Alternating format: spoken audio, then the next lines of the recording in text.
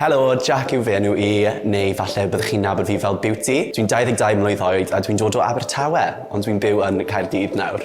Dwi'n hynod o nerfus am Dragwyl. Fi byth di perfformio yn drag o blaen. Dragwyl yw'r noson gyntaf drag yn y Gymraeg. Mae fe'n hanesyddol. We're making history. Oedd yn eitha anodd I ffeindio rostr llawn o pobl sydd yn gallu perfformio yn Cymraeg ac yn hefyd cael y hyder I perfformio yn Cymraeg. Fi wedi gweithio yma am 2 flwyddyn diwethaf. Mae yna rhyw fath o egni yma. Mae clwb yn teimlo fel y Mecca Cymraeg. Mae fe'n teimlo fel full circle moment bod perfformiad cyntaf fi yn digwydd yma. Mae fe'n eisiau hyrwyddo pethau Cymraeg a dyna beth fi eisiau gwneud gyda fy drag fi hefyd. So mae fe'n partneriaeth gorgeous. Fi'n credu fi wedi cadw mor brysur y dyddiau diwethaf. Fi heb wedi cael siawns I meddwl am heno. Mae'n nefer di dechrau.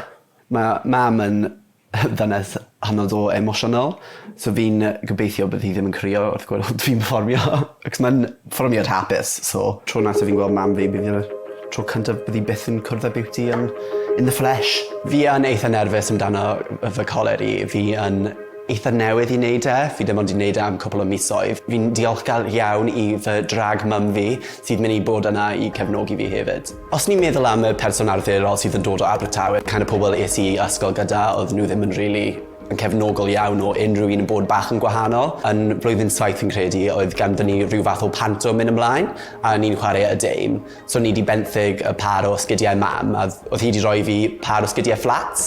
O mam, mae'r athrawes wedi gofyn fi I gwisgo par o heels.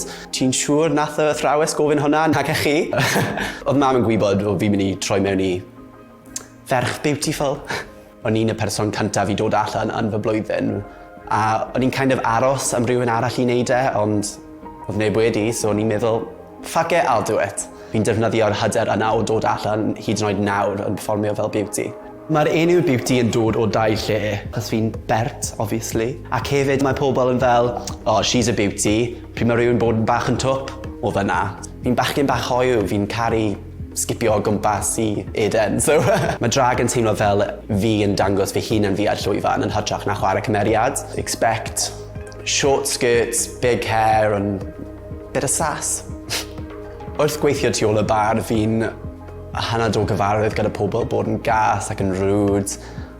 Ond fi'n gwybod bydd y llwyfan yna yn rhoi y parch fi'n heiddi. Fi wedi cael mantra newydd cyn fi mynd ar llwyfan, so mae jyst rhaid I mynd fuck 'em, fuck 'em, fuck 'em, a jyst mynd allan fyna a gwneud eich gorau glas. Fi'n camu allan o tu ôl y bar a fi'n hedfan i'r llwyfan.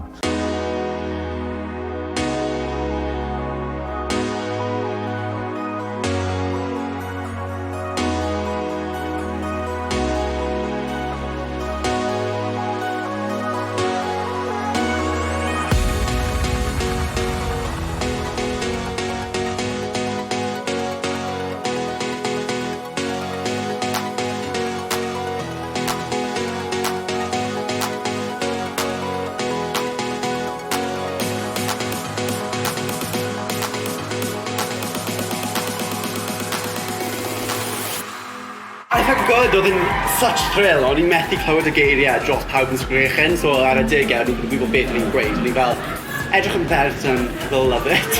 O'n i'n disgwyl iddi crio, oedd hi wedi addo I beidio, ond wrth iddi gweld hi, o'n i'n fel, o, ddim mynd I roi sws iddi, mae hi'n neud I fe. Fi'n credu mae hi wedi gweld fi dros y bywyd yn datblygu a mynd o fel strength I strength, so heno mae hyn wedi adeiladu lan am blynyddoedd, so fi'n credu mae hi wir yn teimlo hwnna. Mae'r croeso'r cymuned wedi bod yn anhygoel mor belled. Mae'r dyfodol yn edrych yn beautiful I Biwti, disgwyl llawer fwy perfformiadau, a dwi'n barod I cynrychioli Queens Cymraeg. Dwi'n barod I tyfu. Dewch, come on. See you in Dragwyl 2023.